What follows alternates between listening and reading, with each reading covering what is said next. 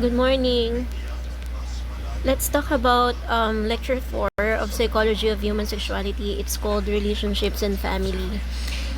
And here are the topics to discuss: love and human sexuality, uncommitted sexual relationships, social context of marriage, importance of sex in marriage, commitment and passion, issues in marital sex, family planning, pregnancy and birth. Okay, let us discuss first love and human sexuality. How are we going to define love by context? Because our definition is love is actually different from people to people, and also it depends on the experiences that we have with other people. But let's define love according to what psychology is telling us. Our discipline define love as an emotion. Why? Because most of the people, when they are asked the question, what is love? Often they are this tendency to describe it in terms of how they feel when they are around someone else. Like, for example, it is love when I felt happy with the person I believe I'm in love with. It is love when I feel proud when the person I am in love with is achieving something great. It is love when I get sad when a person I believe I am in love to is getting sad. So basically, you are actually sharing emotions with the person that you believe you are in love with. Another thing, love as a behavior. People tends to describe love in terms of the things they would do or they would make for another person. For example, what is love? It is love when you actually change yourself for better so that the people you believe you are in love with would be happy about you. It is love when you could actually sacrifice your sleeping pattern because of the people you believe you are in love with. It is love when you actually do something out of the ordinary for the person you believe you are in love with. And there are so many other things that you cannot imagine of you doing, but you still did. Why? For the sake of love. And another definition is that from 1 Corinthians 13:4-7, so this is something from the Bible. It says here that love is patient, love is kind, it does not envy, it does not boast, it is not proud, it is not rude, it is not self-seeking, it is not easily angered, it keeps no record of wrongs. Love does not delight in evil but rejoices with the truth. So this passage is actually self-explanatory. And this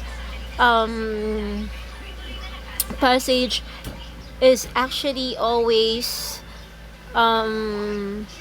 uttered in a wedding ceremony because it actually describes what love should be, as long of what love should be if humanity and if Christianity is of concern. So basically, most of the people are really depending the definition of love by this very passage from the Bible. So when you feel this kind of things toward a person, does it means that you're just loving. We will define love moreover in a very broadly as a special set of cognitions, emotions, and behaviors. Since psychology always involves these three factors, we should have a definition of love according to cognitive perspective, according to affective or emotions, and according to behaviors. In an intimate relationship, thus, love is something that influences how we think, act, and feel toward another person. The first type of love, or the first definition of love, is actually what we call the passionate love. Passionate love is an all-consuming psychological and physiological state. Why? Because when you love, it literally um it literally cuts you all over the places, and it it affects the way you think, it affects your behavior, and it affects your physiological state. There is also happening inside your body. Your heart keeps on beating fastly, you blush, among others. Okay, at the cognitive level, it is characterized by an almost obsessive preoccupation with the other person. Like, you cannot stop thinking about that person when you wake up in the morning, when you are eating, when you are sitting in your classes, as well as an overly idealized view of your partner in which you fail to recognize and acknowledge that person's flaw. So this is what is happening when you are being in love. Sometimes you tend to be ignore the flaws or the negative traits of the person you believe you are in love with, because you are preoccupied with fantasies about that person. You are preoccupied with fantasies of the activities you could do with that person. That is why nga, class, it is really important to somehow ask the opinion of the person you are close with, your friends, your family members, because we tend to really ignore the negative traits because we are again blinded by love. Emotionally, it is characterized by an intense sexual attraction as well as frequent feelings of excitement and ecstasy in the partner's presence. However, when separated, feelings of sadness can be extremely intense. Anyway, class, there are 5 stages of love, no? And actually, the first one is the lust, Lust. Of course, you feel something about that person the moment you laid eyes on him or on her. And it's give you a sense of euphoria. Euphoria is an intense feeling, yeah, of excitement. It's like you're being addicted in the presence of that person that you believe you are in love with.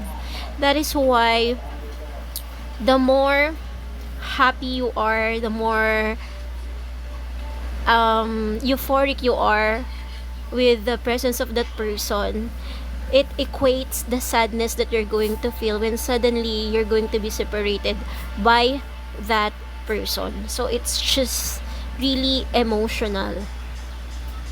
Another one, at the physical level, it is characterized by elevated heart rate, sweating, butterflies in the stomach because you don't know what is going on inside your body, you're blushing, and other general signs of heightened arousal. So this three class is the actual definition of what passionate love is. Moreover, as we may really experience or found in our own life, passionate love is something usually develops before you know your partner very well. That is why it is tricky, it is dangerous and scary at times, because you're going to first deeply involve cognitively, emotionally, and physically to the person you believe you are in love with before you could actually know who really they are. And when that happens, you already invested so much time and emotion towards that person that knowing their true characteristic doesn't affect you anymore. You're just going to accept it. During this time, potential warning flags might emerge. Sometimes we have this instinct that, is he really good for me? Is she really the right person for me? You already know that, or you already feel that there's something about him or her that seems to be off or negative. But because our feelings for the other person are so intense, they lead us to overlook the other person's faults and to ignore potential relationship problems. Because really, emotions, class, is hard to manage. It was said that a highly intellectual person really are the person who could actually manage their emotions very well. And as a result, this type of love was very little in the way of logic behind it. So, person in love tends to be illogical.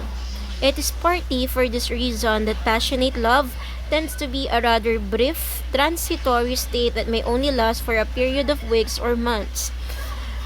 So that is so sad about a passionate love because it is more on emotion. It tends to last in a very short time. Plus, during our general psychology and other classes in psychology, we have understood that really emotion is something that is short term. No, kaya nga it's very important that we know how to manage our emotions because at an instant when you are very happy, you tend to promise so many things, but then again when you aren't anymore, you forget to really fulfill those promises.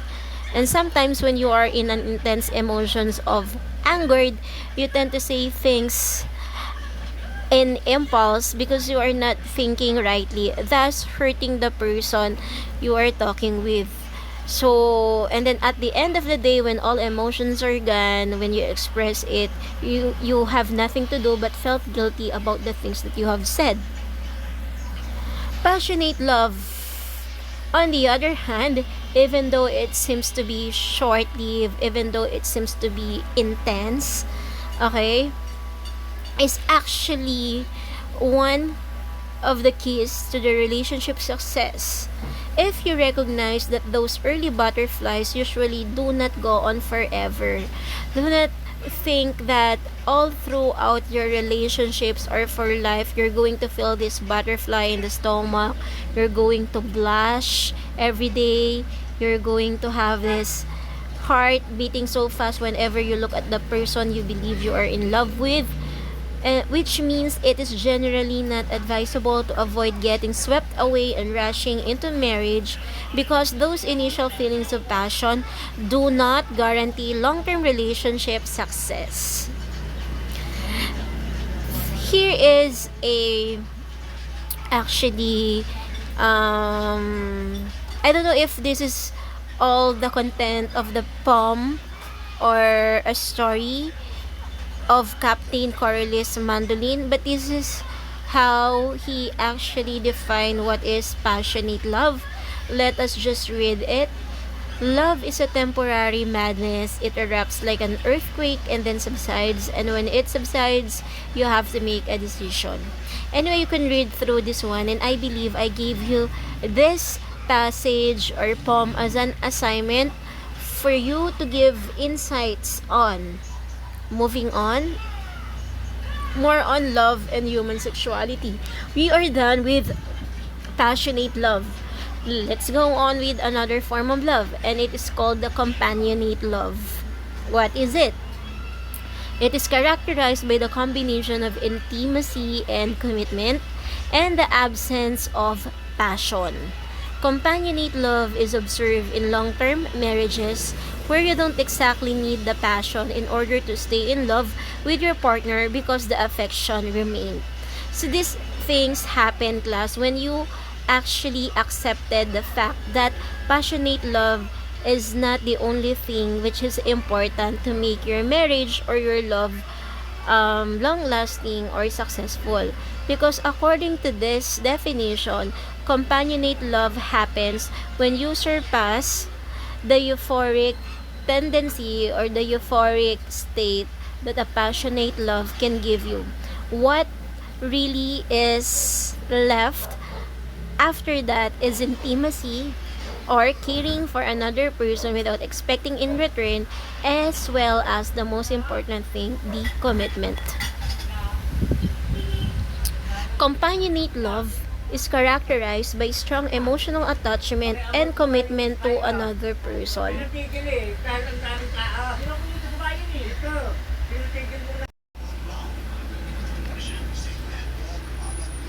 Companionate love is based on the full knowledge and appreciation of another person's character. So guys, this is a major loophole in terms of falling in love, because sometimes people tends to express their love for someone without having enough knowledge about the person they believe they are in love with. Unless you know the person already, their strengths and weaknesses, you cannot say you love them, because in loving you should also accept their flaws. Thus, rather than overlook your partner's faults, like what is happening in passionate love, you consciously recognize that your partner is imperfect, just like we are, and learn to tolerate any shortcomings. So that is commitment. Like, even though you know already the shortcomings and the negative traits of your loved ones, you just don't ignore it, or just tell yourself to what do you call this, you don't have to overlook those imperfection. You should face it, you should recognize it, and accept that any person are actually not really perfect. Some days there were going to be times when you really feel irritated towards that person, but at the end of the day, you're just going to accept it because you feel committed already to that person. Companionate love is also characterized by a desire to make the relationships work despite any difficulties that might arise, as well as willingness to sacrifice self-interest for the betterment of the relationship. Sacrifice a little is okay, class, but please do not just sacrifice everything that you have for the person you believe you are in love with. Because we cannot really give love to another person if we are already empty. Because there would be a possibility that, for example, you are in a euphoria or euphoric state of being in love, that you actually has this tendency to feel that you can give everything to the person you believe you're in love with, and then left nothing for yourself, and it just get too bad after.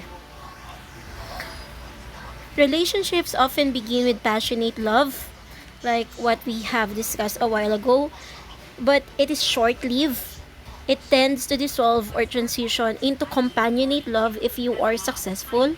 It turns into companionate love if you will learn how to be intimate, giving something without expecting in return. It could lead to companionate love if you committed yourself towards that person, committed yourself to choose that person,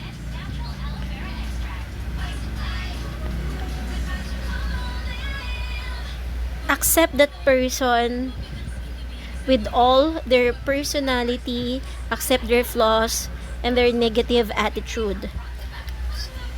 There is no exact timetable for when this occurs, but the usual time course is somewhere between 6 and 13 months. It's like 3 years after the start of the relationship. So really, love is a work in progress. So you cannot really say that you are in love with person on a first sight, on the first 3 months. So it's all about passionate love. So from this point on, I believe that you could actually tell that you are in love with a person when you surpass all those butterflies in the stomach, their those exciting feelings and then experiences. So you really have to grow with this person and then overcome difficulties and challenges in life for you able to say that you are really in love. However, it is important to mention that passion does not necessarily decline or disappear in all relationships. You are lucky enough, for example, that even though for 3 years, 5 years, 6 years, you could actually feel this passionate love within your relationship. So it's for me it's actually a decision. What are you going to do in order to save or to make your relationship long lasting?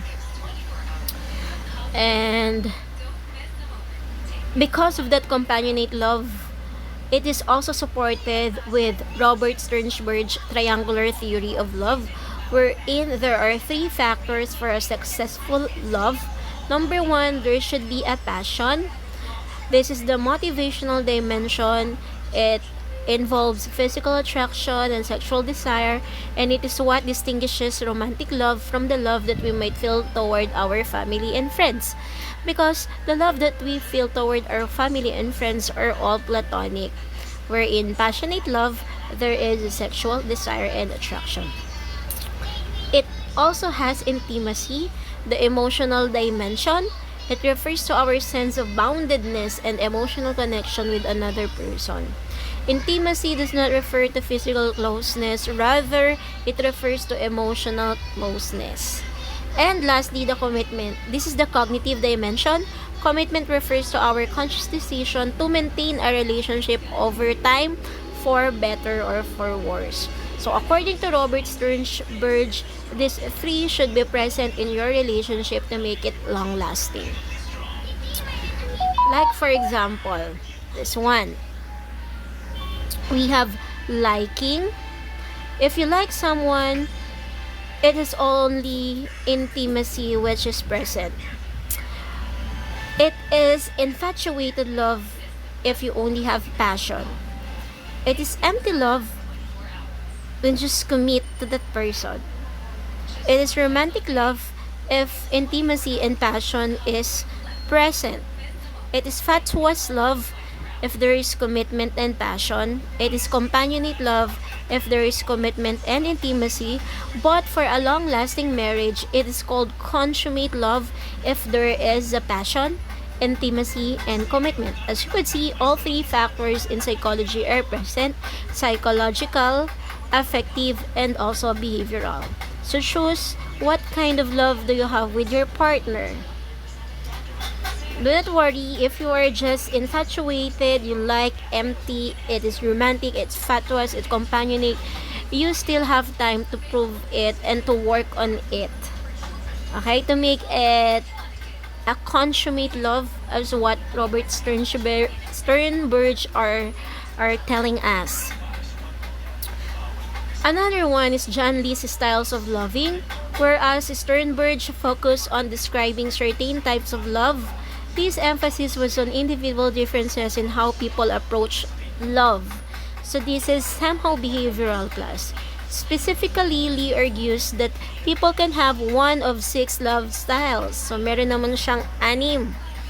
Number 1, we have the romantic love style, characterized by being hopelessly romantic. When you say hopelessly romantic, it's all emotions and sexual ideals. And according nga kay Sternberg, it doesn't have any commitment. We have the altruistic love, characterized by selflessness and unconditional love. This one can be better be explained by the love of mother towards their children. It is heroic in a sense. Next up, we have the pragmatic love. It refers to a very rational and practical approach to love in which people look for partners who are likely to be compatible. So they don't really on the feelings or on the emotions. It is more practical in a sense that they are looking for a person's characteristics that they think they could live with for the rest of their lives.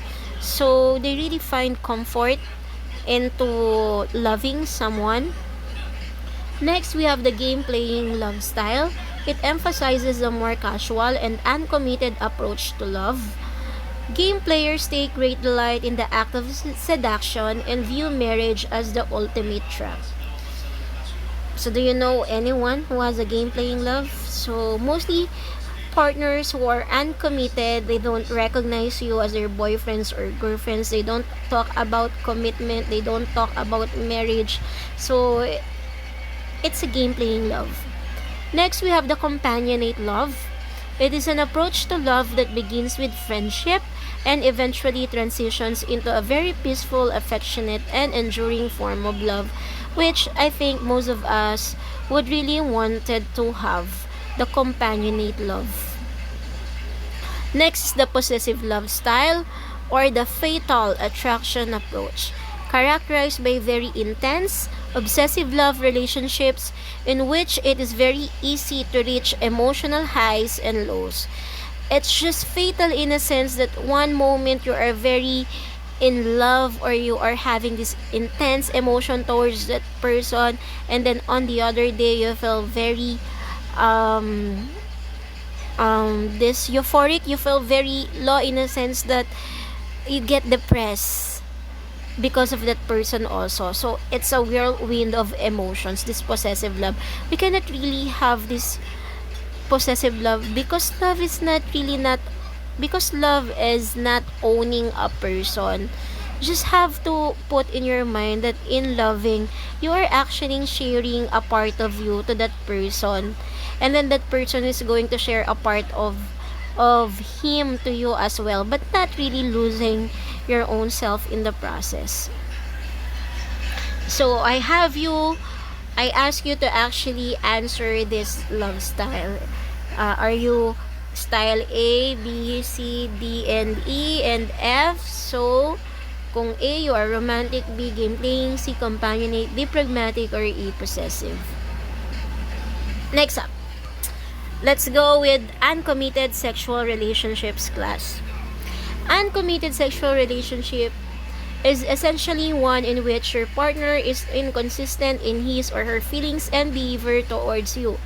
This often leaves you feeling confused about his or her intentions and feelings toward you and the relationship.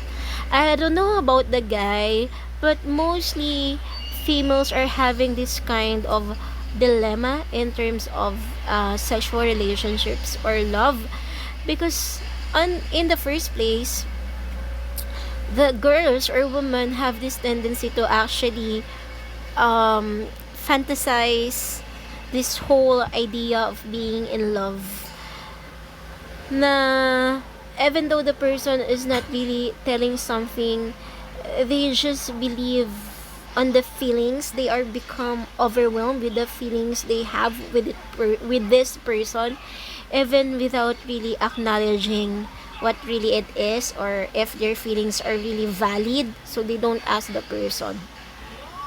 Uncommitted sexual relationship is a clear indication where the other party says, I really don't know what I want, or I am not sure if I want to be in or continue the relationship with you. So boys and girls, if you have these thoughts coming in and out of your mind for a while having a relationship with one person, probably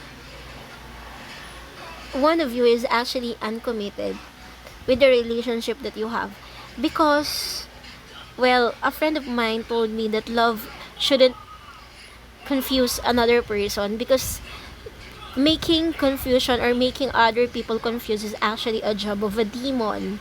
Now, if you are in love, you don't confuse the person you are in love with. You don't give them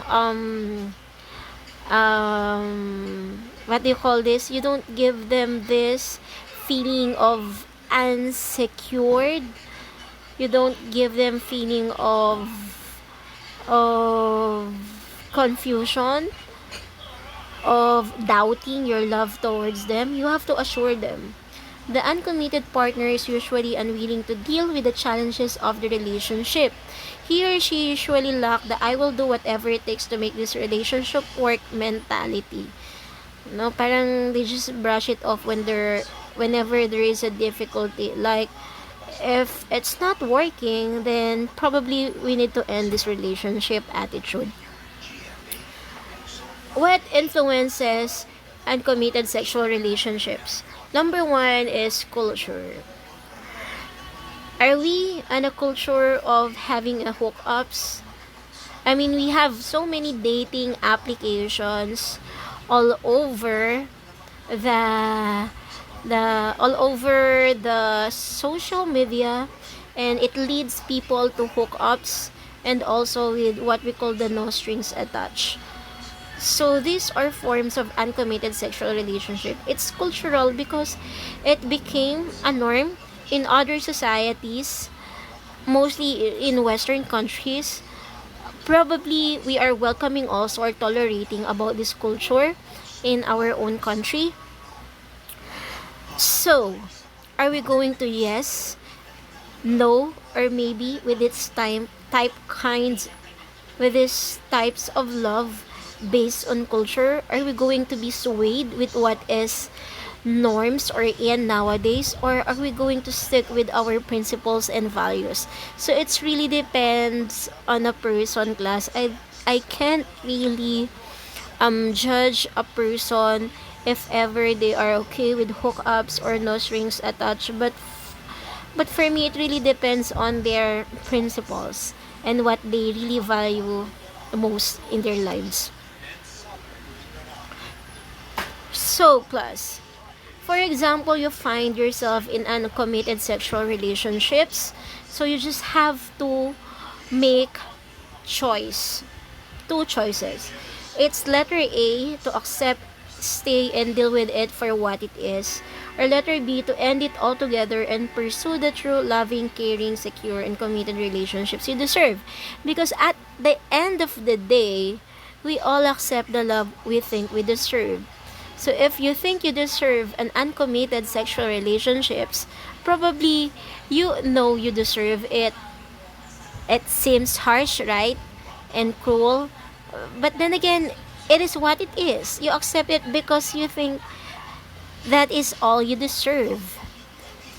And yeah, I think it is what is the meaning of this one.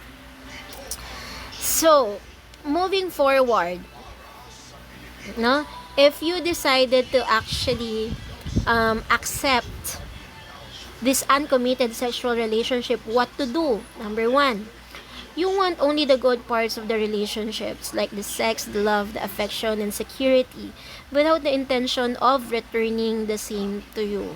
So it's either you are all accepting or you are all giving. There is no really exchange of emotions and affection. He or she may demand these values to suit his or her needs at his or her own time. Be ever mindful that pregnancy in an uncommitted relationship is devastating.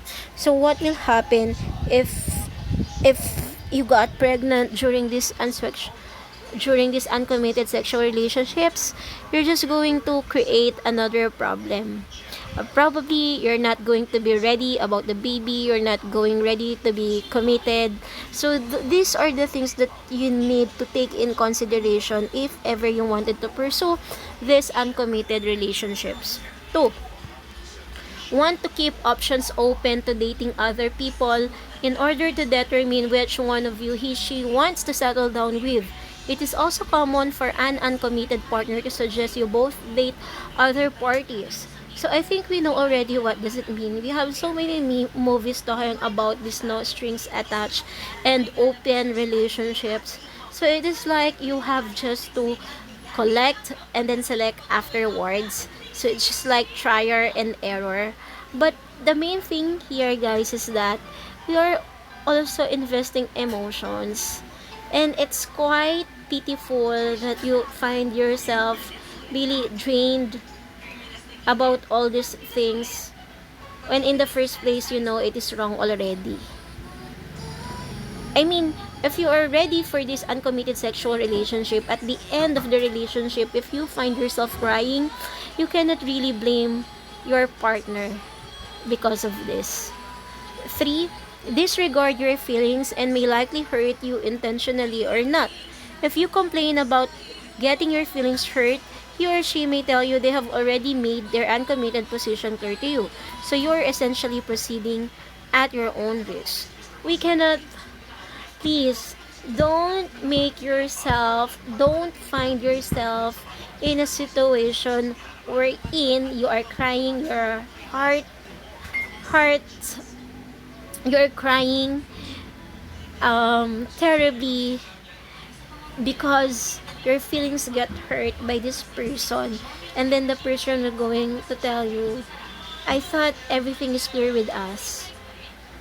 'Di ba? I already told you I am not capable of loving another person. I have told you this is a relationship with no commitment. So why are you blaming me? So what can we say? We, again, we accept the love we think we deserve. So in the first place, you accept these uncommitted sexual relationships. So at the end of the relationship, probably you really deserve what you are getting into. Ang sakit, 'di ba? Anyway, that's really how it is. Now, that's why we really need to be careful. Next, avoid establishing joint asset or finances because you are not committed in any way. So, why go on with these things in the first place?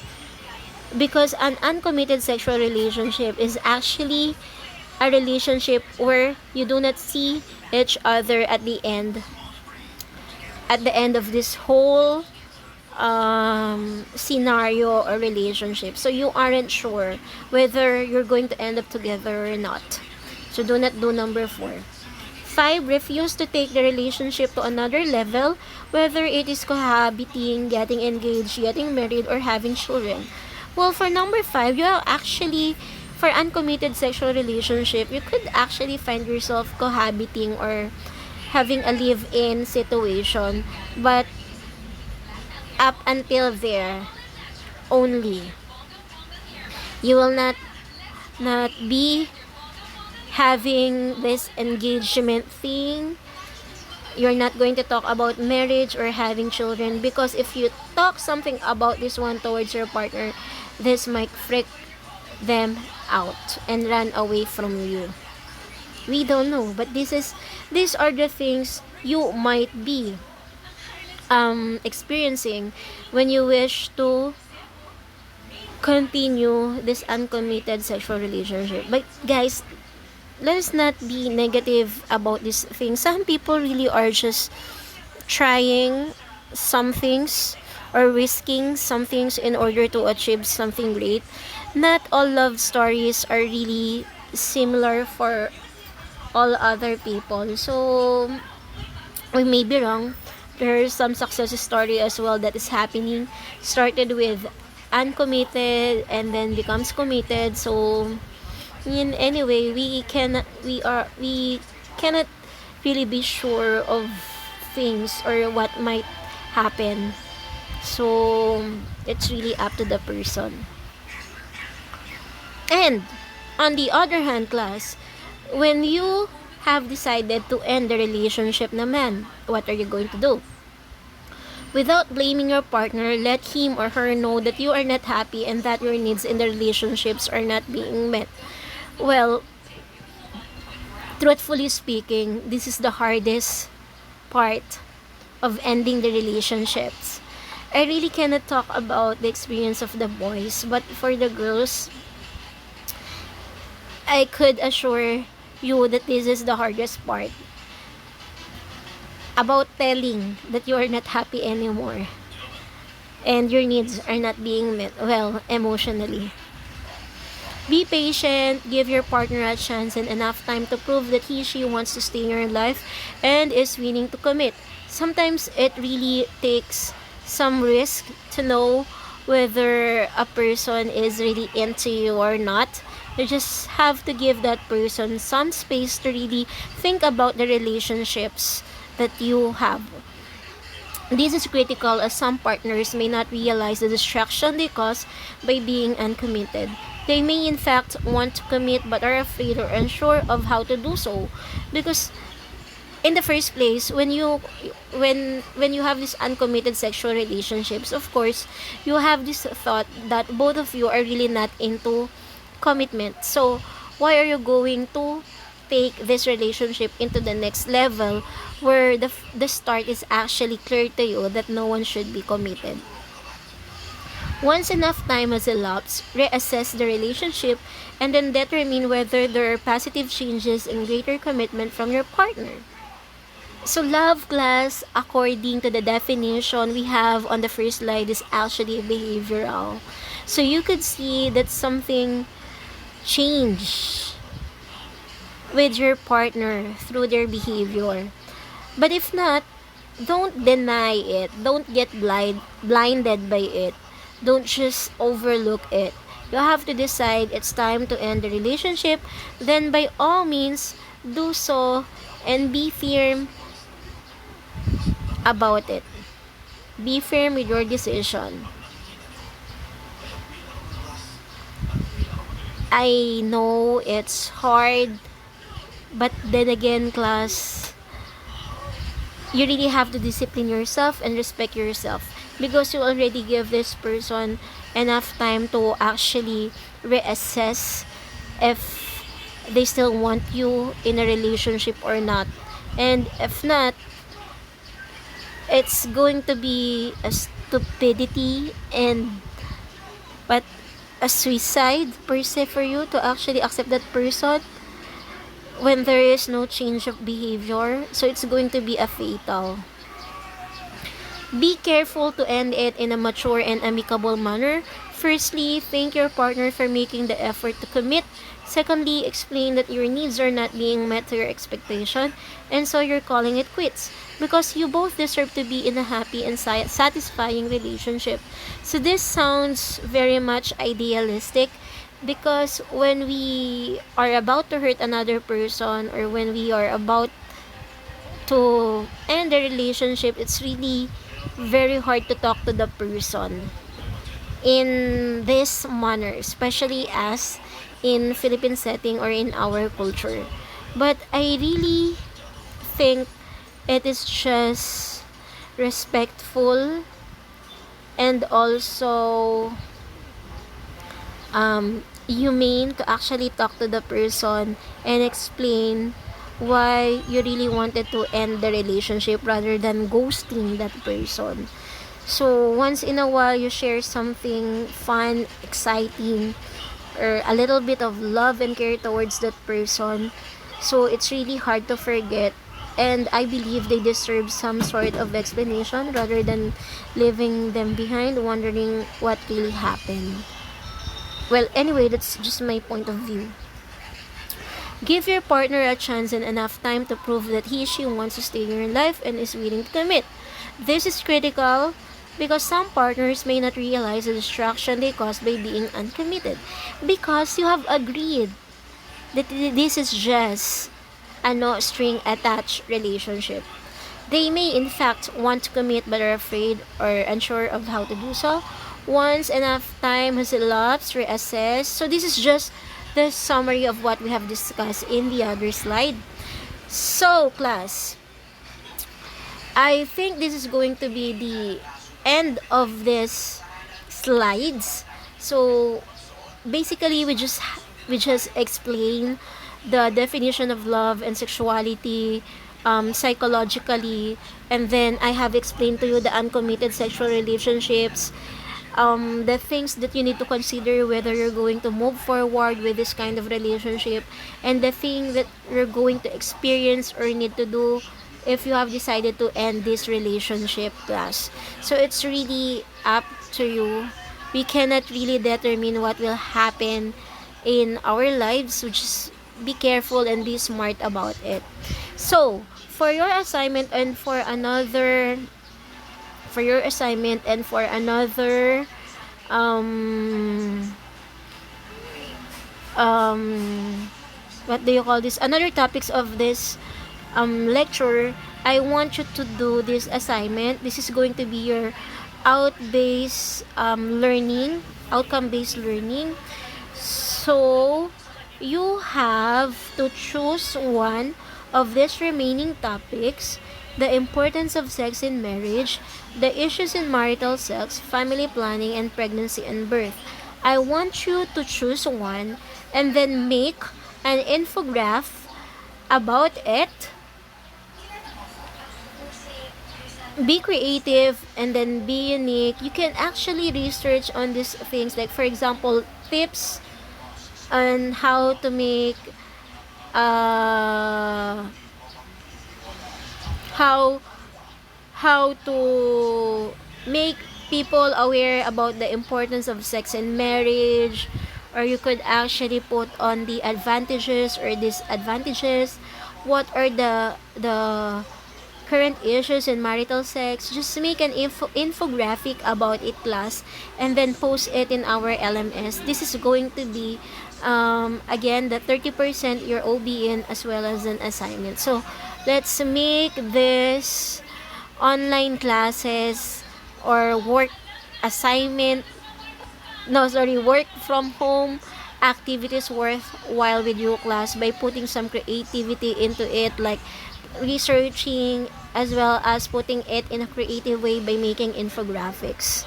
Class, thank you so much. For your questions, please feel free to PM me. Thank you.